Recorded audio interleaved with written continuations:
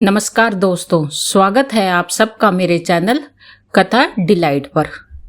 तो दोस्तों, देव गुरु बृहस्पति को बुद्धि और शिक्षा का कारक माना जाता है।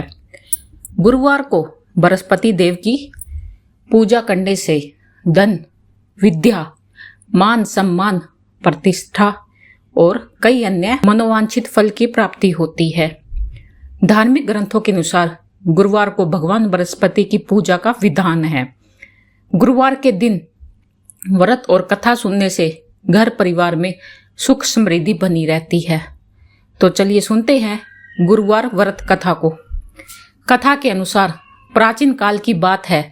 किसी राज्य में एक बड़ा प्रतापी और दानी राजा राज करता था। वह हर गुरुवार को व्रत रखकर दीन दुखियों की मदद करके पुण्य प्राप्त करता था, परंतु यह बात उसकी रानी को अच्छी नहीं लगती थी। वह न तो व्रत करती थी, न ही दान पुण्य में विश्वास रखती थी। इतना ही नहीं, वह राजा को भी ऐसा करने से मना करती थी। एक समय की बात है, राजा शिकार खेलने के लिए वन गई। घर पर रानी और दासी थी। उसी समय गुरु बृहस्पति देव साधु का रूप धारण कर राजा के दरवाजे पर भिक्षा मांगने आए। साधु ने जब रानी से भिक्षा मांगी तो वह कहने लगी, हे साधु महाराज, मैं इस दान और पुण्य से तंग आ गई हूँ। आप कोई ऐसा उपाय बताइए जिससे कि सारा धन नष्ट हो जाए और मैं आराम से रह सकूं। इतना सुनकर बृहस्पति देव ने कहा, हे देवी, तुम बड़ी ही विचित्र हो। संतान और धन से कोई दुखी होता है? अगर अधिक धन है तो इसे शुभ कार्य में लगाओ। कुंवारी कन्याओं का विवाह करवाओ, विद्यालय और बाग बगीचों का निर्माण करवाओ, जिससे तुम्हारे दोनों लोग सुधरेंगे। परंतु साधु की इन बातों से रानी को खुशी ही नहीं हुई। उसने कहा कि मुझे ऐसे धन की आवश्यकता नहीं है जिससे मैं दान दूं और जिसे संभालने में मेरा सारा समय नष्ट हो जाए। तब साधु ने कहा, अगर तुम्हारी ऐसी इच्छा है तो मैं जैसा तुम्हें बताता हूँ तुम वैसा ही करना। गुरुवार के दिन तुम घर को गोबर से लीपना, अपने बालों को पीली मिट्टी से धोना, राजा से हजामत बनाने को कहना, भोजन में मांस और मंदिरा का प्रयोग करना, कपड़ा धोबी के यहाँ धुलने दे देना। इस प्रकार 7 गुरुवार करने से तुम्हारा समस्त धन नष्ट हो जाएगा। इतना कहकर साधु के रूप में बृहस्पति देव अंतर्ध्यान हो गए।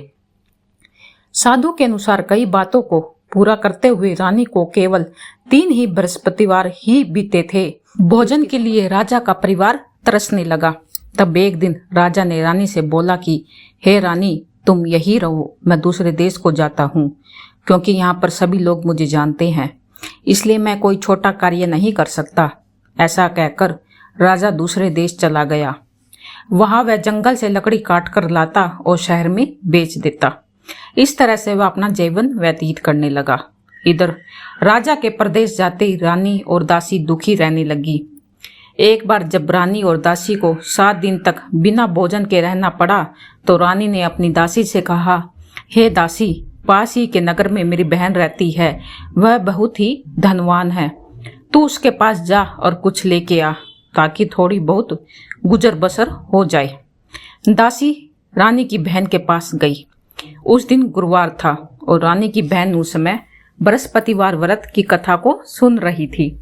दासी ने रानी की बहन को अपनी रानी का संदेश दिया, लेकिन रानी की बड़ी बहन ने कोई उत्तर नहीं दिया। जब दासी को रानी की बहन से कोई उत्तर नहीं मिला तो बहुत ही दुखी हुई और उसे क्रोध भी आया। दासी ने वापस आकर रानी को सारी बात बता दी। ये सुनकर रानी ने अपने भाग्य को बहुत ही कोसा। उधर रानी की बहन ने सोचा कि मेरी बहन की दासी आई थी, परंतु मैं उसे नहीं बोली, इससे वो भी बहुत ही दुखी हुई। कथा सुनकर और पूजा समाप्त करके वह अपनी बहन के घर आई और कहने लगी, हे बहन, मैंने बृहस्पतिवार का व्रत कर रही थी। तुम्हारी दासी मेरे घर आई थी, परंतु जब तक कथा होती तब तक ना तो उठते हैं ना ही बोलते हैं, इसलिए मैं नहीं बोली। बताओ दासी क्यों आई? रानी बोली, बहन, तुमसे मैं क्या छुपाऊं, हमारे घर में खाने तक को कोई अनाज ही नहीं। ऐसा कहते कहते रानी की आंखें भर आई। उसने दासी समेत पिछले 7 दिनों से भूखे रहने की पूरी बात अपनी बहन को बता दी। रानी की बहन बोली, देखो बहन, भगवान बृहस्पति देव सबकी मनोकामनाओं को पूर्ण करते हैं। देखो शायद तुम्हारे घर में भी अनाज रखा हो। पहले तो रानी को विश्वास नहीं हुआ, पर बहन के आग्रह करने पर उसने अपनी दासी को अंदर भेजा तो उसे सचमुच अनाज से भरा हुआ एक घड़ा मिल गया। यह देखकर दासी को बड़ी ही हैरानी हुई। दासी रानी से कहने लगी, हे रानी, जब हमको भोजन नहीं मिलता तो हम व्रत ही तो करते हैं, इसलिए क्यों ना इससे व्रत और कथा की विधि भी पूछ लो ताकि हम भी व्रत कर सके। तब रानी ने अपनी बहन से बृहस्पति व्रत के बारे में पूछा। उसकी बहन ने बताया, बृहस्पति व्रत के में चने की दाल और मुनक्का केले की जड़ से अर्पित करें और दीपक जलाएं। व्रत कथा सुने, पीला भोजन ही करें, इसे बृहस्पति देव और भगवान विष्णु प्रसन्न होते हैं। व्रत और पूजा की विधि बताकर रानी की बहन अपने घर को लौट गई। 7 दिन के बाद जब गुरुवार आया तो रानी और दासी ने व्रत रखा। वह गुड़साल में जाकर चना और गुड़ लेकर आई, फिर उससे केले की जड़ तथा विष्णु भगवान की पूजा की। अब पीला भोजन की चिंता लेकर दोनों बहुत ही दुखी हो गई, किंतु उन्होंने व्रत रखा था इसलिए बृहस्पति देव उनसे प्रसन्न थे। वह एक साधारण व्यक्ति का रूप धारण कर 2 थालों में पीला भोजन दासी को दे गए। भोजन पाकर दासी प्रसन्न हुई और फिर रानी के साथ मिलकर भोजन ग्रहण किया। उसके बाद वह सभी गुरुवार को व्रत और पूजा करने लगी। बृहस्पति देव की कृपा से उनके पास फिर से धन संपत्ति आ गई, परंतु रानी फिर से पहले की तरह आलस्य करने लगी। तब दासी बोली, देखो रानी, तुम पहले भी इस प्रकार आलस्य करती थी, तुम्हें धन रखने में कष्ट होता था, इस कारण सभी धन नष्ट हो गया, और अब जब देव बृहस्पति की कृपा से धन मिला है तो तुम्हें फिर से आलस्य होने लगा। रानी को समझाते हुए दासी कहती है कि बड़ी मुसीबतों के बाद हमने ये धन पाया है, इसलिए हमें दान पुण्य करना चाहिए, भूखों को भोजन कराना चाहिए और धन को शुभ कार्यों में खर्च करना चाहिए।